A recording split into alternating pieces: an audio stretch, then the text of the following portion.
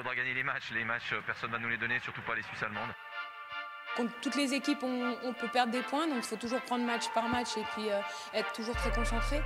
Si on joue comme aujourd'hui et qu'on met la même envie, je pense que ça va le faire. C'est beaucoup de fierté, c'est énormément de sacrifices. Sur ces 2 dernières saisons, on a été l'équipe la plus régulière. 6 matchs, 6 finales, il faut vraiment gagner, il faut aller au bout. On a fait le nécessaire maintenant pour ramener ce titre ici en Suisse romande. Elles ont terminé en tête du classement de la saison régulière en explosant un FC Saint-Gall Frauen en plein vol. De bon augure avant d'attaquer la finale de Coupe Suisse et le début des playoffs. On parle évidemment du Servette FC chinois féminin dans votre rendez-vous podcast avec Championne, disponible partout sur les plateformes de streaming. Alors bienvenue à toutes et à tous qui nous écoutez. Victor Perrin à l'animation comme d'habitude, avec à mes côtés des spécialistes dont le couteau suisse de servetien.ch, Lucas Arrojo. Salut. Salut, ça va? Ouais, super. Et puis évidemment notre photographe de talent, Arthur Miffon, qui est avec nous aussi. Salut Arthur. Hello. Bonjour à vous deux, bonjour à toutes et à tous, bienvenue dans cette émission. Au programme, nous allons revenir sur la performance majuscule du Servette FC chinois féminin contre le FC Haro qui s'est terminé ce samedi sur le score de 6-1 à la Fontenette. Nous prendrons aussi le temps par la suite de faire un bilan sur la saison régulière avec nos joies, nos déceptions, avant de terminer sur un focus de la finale de Coupe Suisse qui se tiendra ce samedi 29 avril au Letzigrund de Zurich, où Servette affrontera justement pas le FC Zurich, mais le FC Saint-Gall pour espérer glaner sa première coupe de l'histoire. Alors jingle, c'est parti.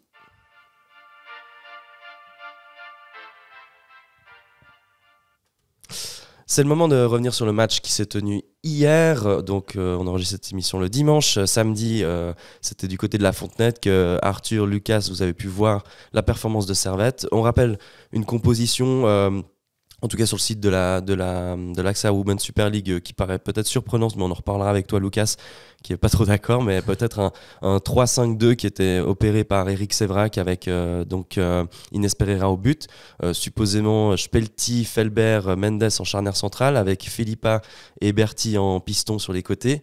Et puis ensuite Nakache, Moron qui tenait le milieu central, So en milieu offensif, et puis Padilla et Saoud qui tenaient en tout cas le fond de l'attaque. Pour toi, Lucas, c'est pas vraiment le cas de ce que tu as pu voir? Non. Enfin, j'ai pas eu la feuille de match quand je suis allé au stade, mais pour moi, en fait, ça ressemblait plus à un 4-3-3 habituel, au fond, non, plus un 4-4-2. Avec 2 attaquantes qui étaient du coup plutôt So et qui étaient épaulées plus par Saoud ouais. et Padilla et Berti sur les côtés. Après, peut-être qu'ils ont changé en cours de jeu, c'est pour ça que j'ai pas noté la différence. Mais pour moi, c'était plus un 4-4-2 qu'un 3-5-2. Après, ça peut être aussi des matchs test, vu qu'il n'y avait plus vraiment d'enjeu, si ce n'est la défaite qui pouvait peut-être donner des chances à Haro de finir 7e, Lucerne de finir 8e justement. Donc après, c'est peut-être un adversaire que Servette voulait éviter.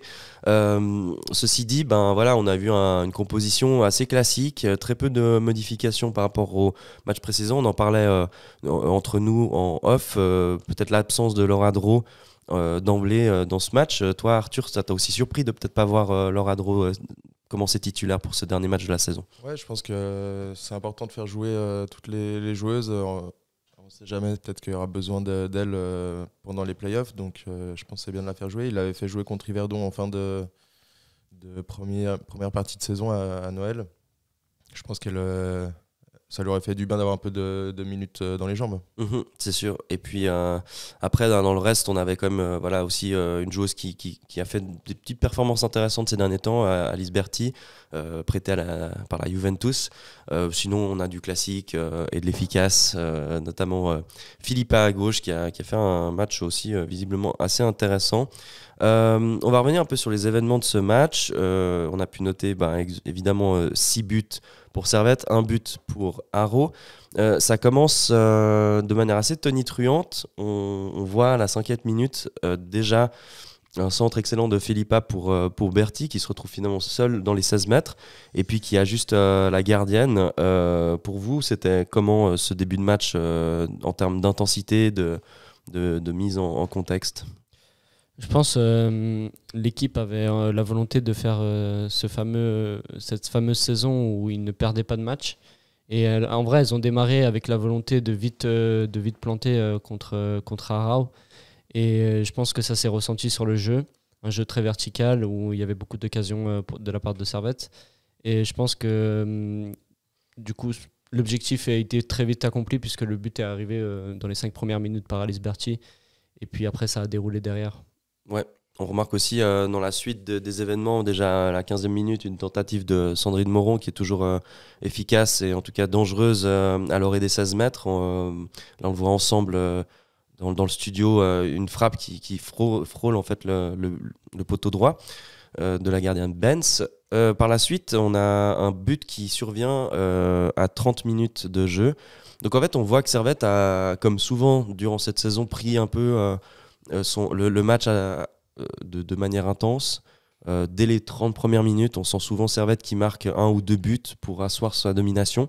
Là, dans ce cas-là, on a eu un deuxième but qui a été marqué par Mendes dans les 6 mètres. C'est suite à, je crois, un centre de Saoud qui est assez excellent. Saoud qui a fait un bon match, je crois, hein, si on se réfère un petit peu à toutes ces incursions dans le camp offensif. Ouais, en vrai, toutes les joueuses offensives du Servette ont fait un très bon match, que ce soit Padilla, ou Berti ou Saoud. Elles ont tous apporté leur qualité offensive dans le jeu. Et face à un adversaire qui est le FC Arau, ça fait mal très vite. Ouais. On remarque par contre à la 44e minute une frappe de Mugello dans l'orée de la surface. Pas du tout en fait, en plein milieu des 6 mètres qui permet d'ajuster Pereira. Donc c'était un peu un peu le stress. Toi, Arthur, tu voyais comment le fait que Arau marque juste avant la pause, qu'on ait un score de 2-1, est-ce qu'on sentait peut-être Servette en difficulté ou c'était juste une erreur de passage? C'était juste une petite erreur. Je pense qu'elles ont effectivement baissé un petit peu en intensité après avoir mis 2 buts. Elles pensaient avoir un peu tué le match entre guillemets. Et après, elles ont juste voulu un peu gérer. Il y a ce but qui vient, mais je ne les ai pas du tout senties stressées ou quoi que ce soit. Elles avaient le match en main. Vraiment, c'était pas... C'était pas trop alarmiste, quoi. Non, pas du tout. Et puis d'autant plus que on commence après la deuxième mi-temps avec déjà un but à la 51e minute, marqué par Padilla dans un sorte de cafouillage suite à un corner. C'est complètement une autre deuxième mi-temps qui va démarrer. C'est vrai qu'à 2-1, on se dit bon, le match est relativement serré.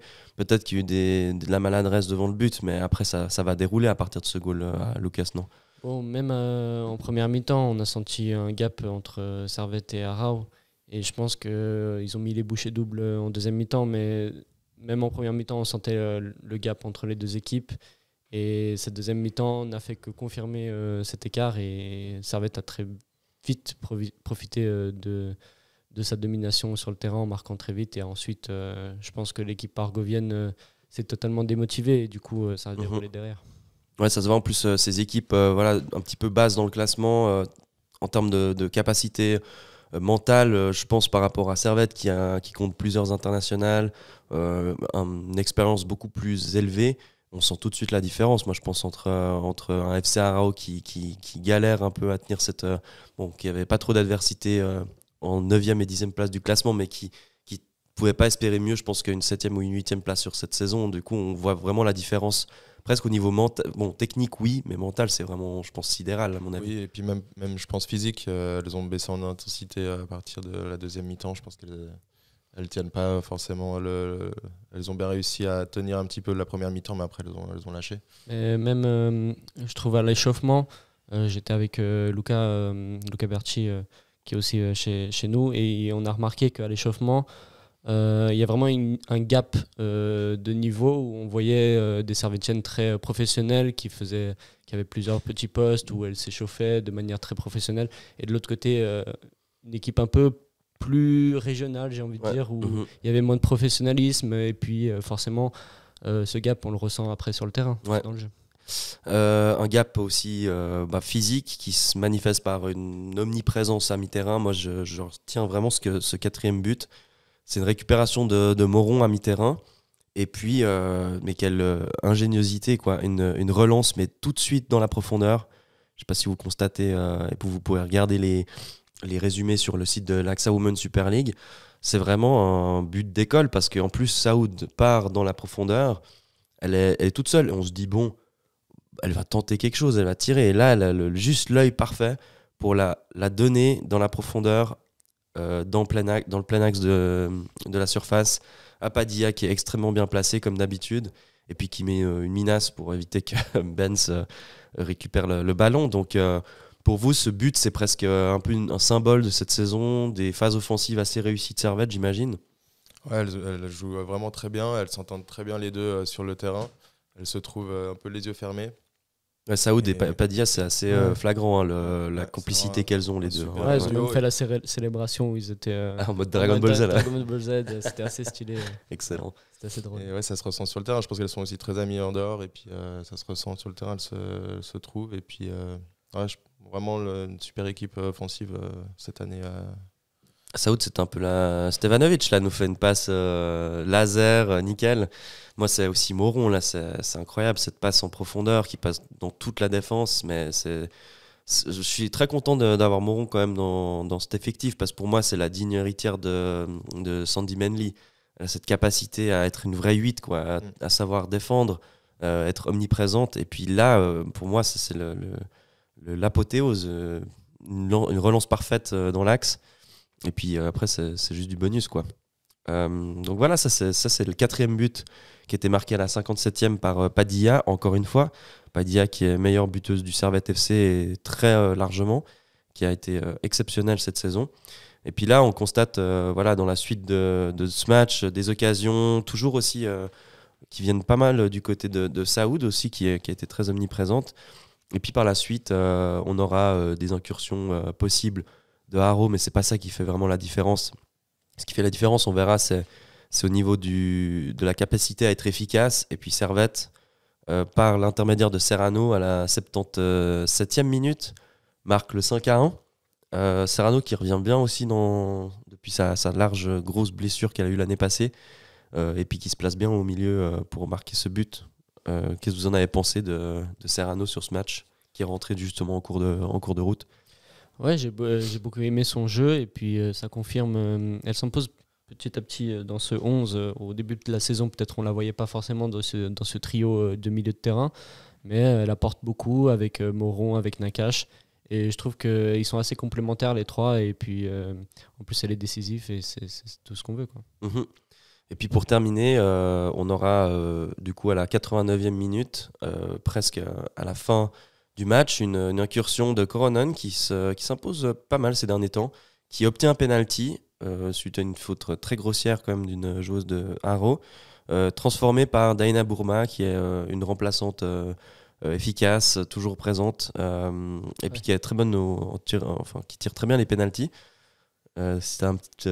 J'ai une petite anecdote sur ce penalty. Inès Pereira voulait le tirer. Ah oui. Elle l'a demandé, et puis bon, c'est vrai qu'elle a dit non. Mais ah ouais, ça aurait été. Je pense qu'elle voulait vraiment le tirer à ce moment-là. Ah ouais, mais ça aurait été une belle fin de match quand même. Ouais, mais bon, il s'est dit, si elle rate, là, c'est bon. Après, à 6-1, je me suis dit, peut-être ça aurait été pas mal de le faire. Ça aurait pu être sympa de lui laisser marquer un but. De toute façon, elle vient tout le temps célébrer les buts, donc elle serait déjà là sur place pour célébrer. Donc ça aurait été cool. Ça aurait été sympa, ouais. Bon, après, je pense Après, il faut respecter l'adversaire, je pense. Ouais, je pense que c'est ça. Et c'est vrai que peut-être tu as bien vu le coup. Je pense que tu as raison, Lucas. Ça aurait été vraiment mal vu, je pense, à 6-1 de dire c'est ma gardienne qui tire, alors que c'est pas elle qui tire d'habitude quand même les pénaltys. Bourma est quand même une bonne spécialiste dans cet exercice. Je vais juste revenir aussi sur Coronan qui provoque ce penalty. J'ai trouvé qu'elle a fait une bonne entrée. On sent qu'elle a pris plus de confiance ces derniers matchs. Elle marque un peu plus qu'en première partie de saison. Ouais. Et là, elle tente un dribble. Alors bon, elle pousse un peu trop le ballon, mais bon, elle provoque, elle a fait 2-3 bonnes choses pendant le match. Et voilà. Ouais, je crois que c'est vraiment depuis la Coupe Suisse là, contre Zurich, elle a marqué ce premier but, qui l'a pas mal relancé. Ensuite, elle a eu des bonnes phases, notamment contre Saint-Gall, où elle provoque aussi un penalty. Donc voilà, il y a un peu un renouveau de Coronan, ce qui est quand même très intéressant pour pouvoir compter sur elle pour les playoffs, quoi. Je pense aussi c'est l'arrivée de So qui lui a un peu fait, je pense, cet électrochoc en mode qu'elle a de la concurrence devant et que forcément, si elle sous-performe, elle sera vite remplacée. Ouais, et exactement. je trouve que cette arrivée lui a permis de prendre en confiance et de jouer mieux, quoi. Ouais, c'est vrai qu'elle n'avait pas beaucoup de concurrence sur le premier tour, si on pouvait compter à la limite sur Perrault, mais qui était encore affaibli par sa maladie et puis qui a pris sa retraite au final très tôt dans sa carrière. Derrière, c'était le néant en fait, à part Padilla qui est vraiment plutôt un rôle d'ailière, mais qui marque à l'appel. Mais voilà, après en tant que buteuse, point d'ancrage, plein axe, moi je pense que Coronen, finalement, ça a été plutôt bénéfique. T'as raison qu'elle aille saut dans les pattes parce que ça l'a un petit peu, un peu boosté, Ouais, quoi, je voilà. pense. Bah, surtout qu'on ne sait jamais après si elle serait conservée l'année prochaine ou pas. Je pense que si elle fait une deuxième partie de saison intéressante, le club peut se dire on peut compter sur elle peut-être pour la suite. Et il y a quand même pas mal de joueuses qui ont évolué aussi en 2 saisons. On pas dit elle est très très jeune, mais on voit que première saison c'était un peu voilà, je découvre. Deuxième, je m'affirme, et la troisième, c'est la folie, quoi. Donc super intéressant. Moi je vous propose, on écoute peut-être un extrait de 3 minutes d'une interview de Sandrine Moron qui était récupérée par Lucas et Luca après le match. Donc on met ça tout de suite et c'est parti. Sandrine Moron, belle victoire 6-1 aujourd'hui face à Arau. C'est un peu la répétition générale du premier match des playoffs. À quel point c'était important de gagner cette partie? C'était important de trouver un rythme, surtout que la semaine prochaine on a la coupe. Donc c'était plus jouer ensemble, marquer des buts et puis la victoire et finir le championnat invaincu. Donc vous avez réussi à finir donc 16 victoires, sauf erreur en 18 rencontres. Forcément un bilan très positif de cette saison régulière. Oui, tout à fait. Comme vous l'avez dit, on n'a eu aucune défaite, des matchs nuls, mais je crois que ça fait la force de notre groupe et on est très contente. Mais bon, maintenant c'est les playoffs et c'est là que ça compte. Et puis il y a peut-être une petite piqûre de rappel avec cette réussite d'Andiema Mouyela juste avant la pause. Ça c'est peut-être ce qu'il vous faut pour dire qu'il ne faut pas se relâcher. Oui, tout à fait. Alors oui, on prend un but, mais bon, je crois qu'aussi on ne voyait pas très bien les couleurs. Bon, ça c'est pour les deux équipes, mais voilà, on a pris le but, c'est pas grave. À la mi-temps, on s'est relevé, on a dit qu'il fallait marquer plus de buts, prendre de la confiance pour la semaine prochaine, et c'est ce qu'on a fait. Finale de la Coupe, vous l'avez dit, ça c'est l'occasion de remporter pour la première fois ce trophée pour Servette Chenois. Comment vous voyez cette partie? Déjà jour après jour, c'est vrai qu'on ne va pas faire le match avant l'heure, c'est dans une semaine. Donc se préparer au mieux, analyser l'adversaire, c'est un stade neutre. Donc tout faire pour aller chercher le titre parce qu'une finale ça se gagne. Il y a eu cette victoire à Saint-Gall, 3-2, mais vous étiez mené 2-0 assez rapidement. Qu'est-ce que vous pouvez retenir comme leçon de cette partie pour éviter de tomber dans des pièges? Déjà c'était chez elle, c'était un terrain synthétique, c'était à Ville. Donc voilà, on est des battantes, on lâche rien. C'était vraiment une marque de caractère, disons qu'on voulait montrer à Saint-Gall. Elles ont peut-être de quoi avoir peur, mais comme j'ai dit, une finale, tout peut jouer. Donc voilà, on va aller à Zurich avec beaucoup de confiance et, comme je l'ai déjà dit, aller chercher ce titre. Et puis, sauf erreur, vous connaissez bien la coach, Marisa von der Linde. Qu'est-ce qu'elle vous prépare selon vous? Aucune idée, mais c'est très différent parce qu'elle était en équipe nationale, là c'est Saint-Gall, donc elle fera son jeu, nous on fait le nôtre et puis on sait de quoi on est capable. Qu'est-ce qu'il faudra éviter? Sur quoi ça va se jouer cette finale? Des petits détails, faudra marquer, faudra rester en confiance, pas perdre nos émotions, vraiment rester dans notre bulle et puis tout faire pour gagner dans n'importe quelle manière. Voilà des propos recueillis de Sandrine Moron à la fin du match. On salue au passage Blaise Burgil de OneFM qui vient avec nous aussi pour les interviews, donc toujours sympathique.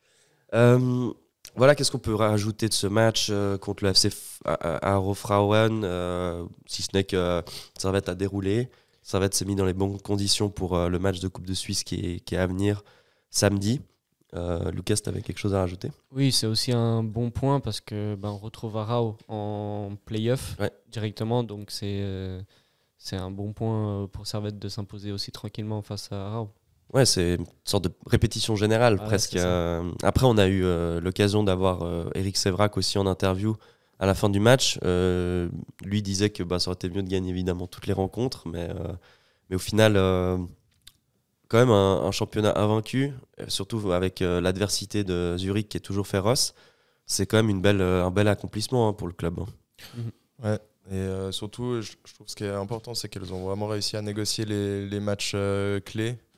Donc il y avait ce match contre Zurich à la maison qui était très tendu, extrêmement fermé. On les a sentis concentrés et ils ont réussi à gérer un peu ce match nul pour éviter que Zurich puisse avoir l'espoir de remonter au classement. Et puis le match de coupe de nouveau contre Zurich qu'elles ont maîtrisé de la plus belle des manières. Ouais. Exactement. Après, il y a eu des matchs justement contre le FC Saint-Gall dernièrement où Servette perd 2-0. Elle remonte 3-2 à la fin du match. Donc c'est aussi tout un symbole d'une équipe qui, je pense, s'est bien construite sur le cours de la saison. Une sorte d'alchimie s'est créée. Moi, je trouve qu'elle était beaucoup plus percutante sur ce deuxième tour que sur le premier pour moi. Et puis d'autant plus qu'on a la chance d'avoir des joueuses d'exception quand même dans ce club. Que ce soit Clémaron, Philippa, moi je trouve qu'elle fait une super arrivée aussi. Donc voilà, on a un effectif, je pense, taillé pour essayer de chercher ce titre. Ce que disait Eric Sévrac aussi, c'est qu'on sent qu'il y a toujours cette rage un petit peu d'avoir ce système de play-off quand tu sais que tu as fait une saison exceptionnelle. Tu te retrouves à avoir été invaincu, mais tu dois laisser place au play-off et la possibilité de perdre un match, quoi. Ouais, c'est clair. C'est un peu le défaut de ce système. C'est que même si on a une équipe qui domine de A à Z le championnat, elle n'est pas à l'abri au play-off de faire un ou deux mauvais matchs et du coup de ne pas gagner le championnat au final. Et c'est un peu ce qu'a subi Servette la saison passée, puisqu'on finit premier de la saison régulière et puis en play-off on perd contre Zurich en finale. C'est une erreur qu'on doit corriger cette saison et du coup malgré une très bonne partie de championnat, on doit assurer derrière les playoffs. Ouais. En plus ces playoffs, ça va commencer du coup dans 2 semaines. Si on regarde le calendrier, il faut que je le retrouve dans tout ce bazar qui est face à moi. Je vais y arriver. Oui, d'abord il y a la coupe. C'est vrai. Le 29. Alors, il y a le 29, la coupe. Et puis, ensuite, les premiers matchs de quart de finale de l'AXA Women's Super League vont débuter le week-end du 6-7 mai. On a pu lire qu'évidemment, le premier match se passait à l'extérieur. Pour les équipes les moins bien classées, c'est elles qui réceptionnent en premier. Donc le premier match, normalement, entre le week-end du 6 et 7, ça devrait être à Arao. Ensuite, le match retour se passera le 13 ou 14 mai. Donc aussi un week-end. Et là, ça permettrait d'avoir l'accès ensuite, si Servette gagne, et ce qu'on espère, et ce qui est quand même assez probable, on va dire, les demi-finales, et ce sera le week-end du 20-21 mai. Donc probablement le match, non, ça va être effectivement le cas, vu que Servette est l'équipe la mieux classée, elle va partir à l'extérieur pour ce premier week-end. Ensuite, le 27-28 mai, week-end prolongé avec d'ailleurs la Pentecôte ou je sais plus qui sera donc un match de retour pour Servette et après la finale qui se jouera le vendredi soir à Saint-Gall. À se poser la question pourquoi un vendredi soir, Saint-Gall, je pense que c'est assez logique parce qu'il y a une belle évolution du club, il y a la volonté pour eux de vraiment s'installer durablement dans le trio ou quatuor de tête de cette AXA Women's Super League. Voilà, un vendredi soir, on sait très bien que ça va être plus compliqué pour des gens de Genève de venir. Surtout à Saint-Gall. Surtout à Saint-Gall. Et voilà, ça veut dire que tu as un match à 20h à Saint-Gall, après tu dois rester dans le coin. Il y a beaucoup de contraintes, je trouve. Et est-ce que c'est encore on va être les complotistes anti-Zurich, mais est-ce que c'est encore une volonté de privilégier potentiellement Zurich, d'être pas très loin, d'avoir peu de déplacements et puis de... Bon, après, l'année passée, c'était à la Tuilière, c'est vrai. Lausanne, donc, ouais, mais c'était un lundi à 15h. Tu pouvais potentiellement avoir beaucoup de public, tu vois. Ouais. Et même si c'était un lundi de congé, c'était un lundi de congé. Là, on est un vendredi soir à 20h. Moi, je trouve que c'est un peu limite quand même. Tu vois, ceux qui bossent à Genève la journée ne pourront pas y aller ou devront prendre congé l'après-midi, ce qui n'est pas le cas pour tout le monde. Et moi, je pense que c'est un peu dommage, on va dire. Ouais. Après, ce qui est bien, c'est au moins le développement un peu de cette finale du côté de Saint-Gall. Je pense que c'est un club qui bosse bien, on voit qu'ils sont en finale de Coupe de Suisse, donc c'est pas rien. Et c'est super intéressant pour eux aussi d'avoir cette opportunité. Donc prenons acte, mais on espère que Servette finira le 2 juin au Kibung Park pour cette finale qui s'annonce palpitante évidemment à 20h. Entre-temps, prochain match justement contre Saint-Gall, ça se passe au Letzigrund par contre. Saint-Gall qui a accédé à la finale de Coupe de Suisse comme Servette. On se retrouve donc avec un adversaire quand même à la portée de Servette, mais qui peut quand même poser problème. On a eu 2 matchs pas faciles cette saison contre eux. Ouais, c'est des matchs assez serrés. Elles jouent bien. Alors, elles n'ont pas une super défense. Je crois que si on enlève les 2 derniers du championnat, ils ont la moins bonne défense. Si on enlève Yverdon et Rapperswil, qui sont quand même un cran en dessous. Elles ont pris 27 buts, mais voilà, en tout cas, il n'y a eu qu'à chaque fois un but d'écart des victoires de Servette contre Saint-Gall. Donc il faudra se méfier, c'est pas gagné d'avance. Ouais, ça va être un match intéressant, surtout que si on prend la dynamique un peu de Saint-Gall, contrairement à Servette qui a mis une rouste au FC Haro, le match dernier, c'était contre Rapperswil, le dernier du championnat, qui a marqué que 5 points, pris 58 buts, et il n'y a eu que 1-1 entre Saint-Gall et Rapperswil. Je pense que la dynamique, elle n'est pas vraiment très positive pour Saint-Gall à ce stade d'être à quelques jours en fait de la finale. Ouais, il faudra en profiter face à Saint-Gall de cette mini méforme qu'ils ont eu face à Rapperswil. Après, Servette a toutes les cartes en main. Saint-Gall est largement abordable pour Servette. Maintenant, c'est un match unique, donc on ne sait jamais ce qui se passe. C'est 90 minutes et il ne faudra pas céder à la pression. Exactement. Après, il faut aussi compter sur, du côté du FC Saint-Gall, de joueuses très importantes. On a Ava Bachmann qui a marqué 9 buts dans la saison, qui est une joueuse d'expérience assez redoutable. Et puis Aberhard aussi qui a marqué 7 buts. Donc voilà, 2 joueuses dont il faut faire attention. Et puis après, on espère pouvoir être présent. Nous, en tout cas, on attend les sésames d'accréditation pour pouvoir couvrir ce match comme il se doit. Justement toi Lucas, avec Marc Schweitzer aussi. Ouais. Et puis voilà, ce sera l'occasion de voir un petit peu ce qui se passera du côté du Letzigrund. Ça se passe donc samedi prochain à 17h si je ne me trompe pas.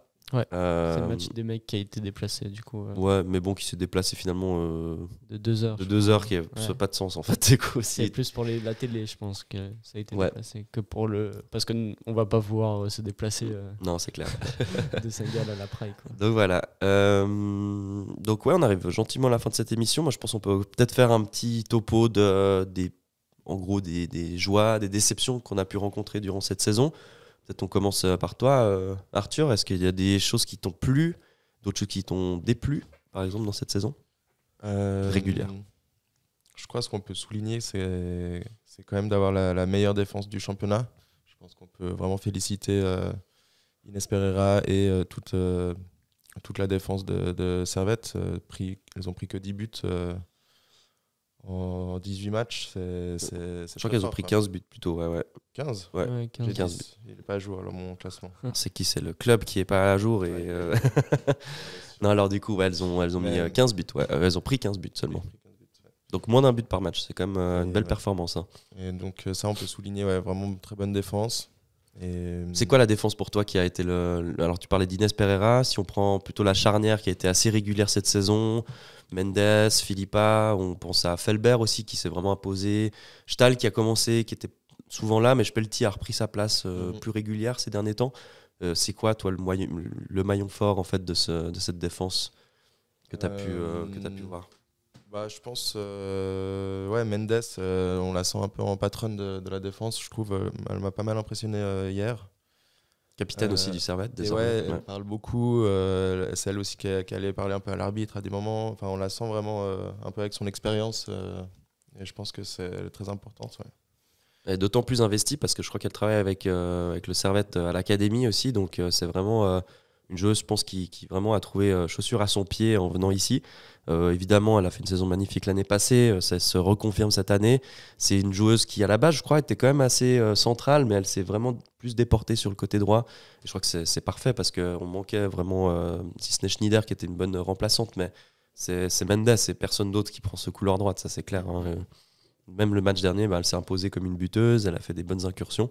Toi, est-ce que tu as une personne qui t'a marqué peut-être dans cette défense charnière J'ai beaucoup aimé l'arrivée de Gata Philippa. J'ai trouvé même, qu'elle apporte beaucoup et puis sur les coups de pied elle était toujours aussi performante. Et, qualité de centre aussi, qualité qui de est centre, exceptionnelle. Hein. Je pense que Clichy devrait peut-être un petit peu apprendre auprès d'elle. Ouais, clairement. Mais j'ai trouvé, elle est arrivée cette saison et pourtant on dirait qu'elle est là depuis 2-3 ans, à tel point qu'elle s'est intégrée dans l'effectif et que son poste est indiscutable au sein du Servette. Ouais, c'est clair. Je pense qu'il n'y a personne d'autre pour la remplacer.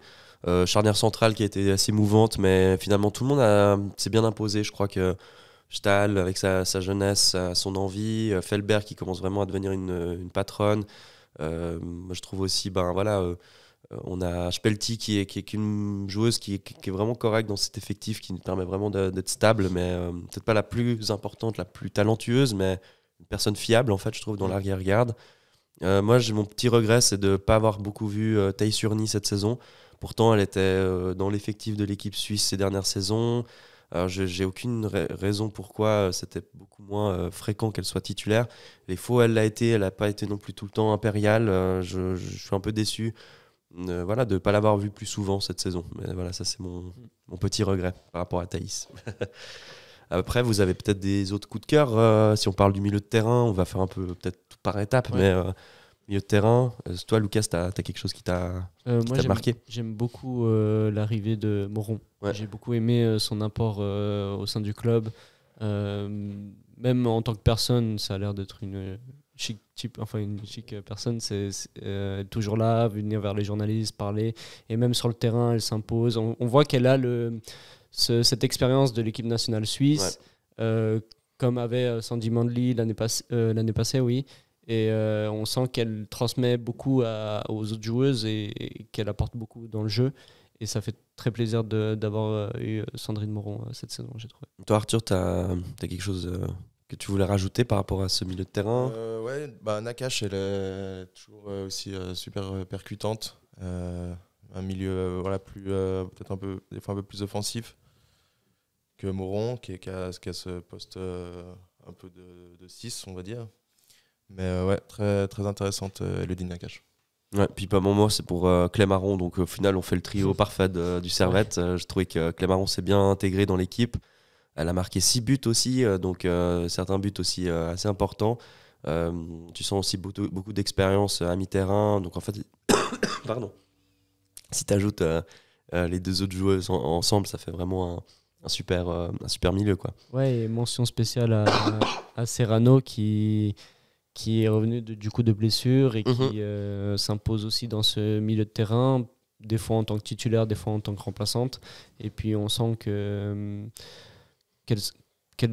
s'intègre bien dans ce 11, quoi, exactement, dans ce groupe de joueuses. Exactement. Et puis je pense qu'on peut conclure le top du top. C'est Padilla cette saison, c'était exceptionnel. Ouais. 17 buts en championnat, on compte pas les autres qu'elle a marqués en coupe, mais bon, elle a largement dépassé les 20 buts cette saison. Je ne m'attendais pas du tout à que ce soit la buteuse attitrée du Servette, mais pourtant ça l'a été. Elle s'est imposée en plus en équipe polonaise. Elle est très très jeune, elle a 21-22 ans. Elle a re-signé en plus pour une saison, donc en fait c'est tout bonus pour Servette, hein, franchement. Moi je l'ai trouvé incroyable parce qu'elle a cette capacité à être une ailière perforeuse un peu de la défense, mais en même temps on l'a vu hier, elle est en renard des surfaces et elle marque tout aussi bien. Moi je trouve que c'est vraiment une joueuse de talent et qui est très jeune, donc elle va faire une carrière, j'imagine, exceptionnelle. Donc voilà, on a hâte de voir la suite. Je ne sais pas si vous aviez d'autres commentaires sur Padilla ou d'autres joueuses que vous vouliez. J'aime aussi beaucoup l'arrivée d'Iman Saoud qui a aussi apporté sur l'autre flanc cette fois de l'attaque. Et cette connexion qui s'est créée en fait entre Padilla et Saoud, on le voit à la célébration, elles sont très proches, sont très proches. Et puis c'est très bien pour le club et pour l'équipe d'avoir des joueuses complémentaires et sur chaque flanc qui apportent tout autant, et c'est bien. Ouais, et puis pour parler encore de Imad Saoud, je voulais rajouter que ce qui est intéressant avec elle, c'est qu'elle a eu quand même, je pense, un début de saison où c'était pas facile de trouver sa place dans le 11, mais progressivement elle s'est imposée. Ce que je trouve aussi très bien, c'est que Servette est allé chercher du coup une des meilleurs éléments d'une autre équipe de championnat. ce qui est bon peut ne pas paraître très correct, mais en même temps c'est le jeu, il faut aller chercher les meilleures joueuses du championnat. Imad Saoud a fait une saison exceptionnelle l'année passée avec Bâle, et puis c'était l'occasion de l'ajouter dans l'effectif. Pour moi, elle a fait aussi une excellente saison, très très altruiste, aussi bonne buteuse. Donc voilà, tout bénef pour le club, et je me réjouis de l'avoir l'année prochaine encore avec Padilla pour tout ça. Mais avant ça, il y a les playoffs, donc ça va être super cool. D'autres petits retours, moi je pense Eric Sévrac qui fait aussi une masterclass sur toute la saison, peut-être dans la gestion des joueuses, où je trouve que Dro, on en parlait avant, qui a peut-être peu joué, mais bon, après ça c'est le choix des entraîneurs de savoir qui joue ou pas. Mais voilà, il n'y a rien à dire, 18 matchs, 50 points, 0 défaite, c'est tout simplement parfait. Non. Rien à dire. Ouais. C'est vrai que très, très bon coach et même humainement. Toujours disponible aussi, donc ça fait toujours plaisir. Je pense aussi qu'il a une capacité de morale.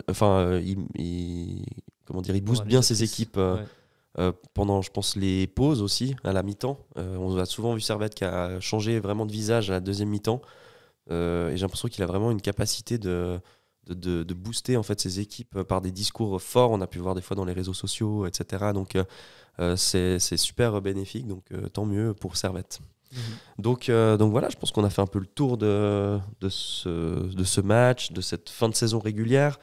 Donc on vous rappelle qu'il y a le match de Coupe Suisse qui va être diffusé ce week-end peut-être sur la télévision. Mais hormis ça, on va essayer d'être présent pour pouvoir vous relater tout ça. Donc voilà, je pense qu'on a fait un peu le tour. Merci beaucoup les gars d'être venus au studio pour discuter de ce match. Merci à toi. Et puis hâte de voir tes photos à nouveau sur notre site Arthur, hâte de voir les retours que tu vas faire sur les prochains matchs Lucas. Et puis on vous souhaite une bonne fin de journée pour ceux qui nous écoutent en fin de journée, une bonne soirée pour ceux qui nous écoutent en soirée. Et puis à tout bientôt. Ciao. Ciao.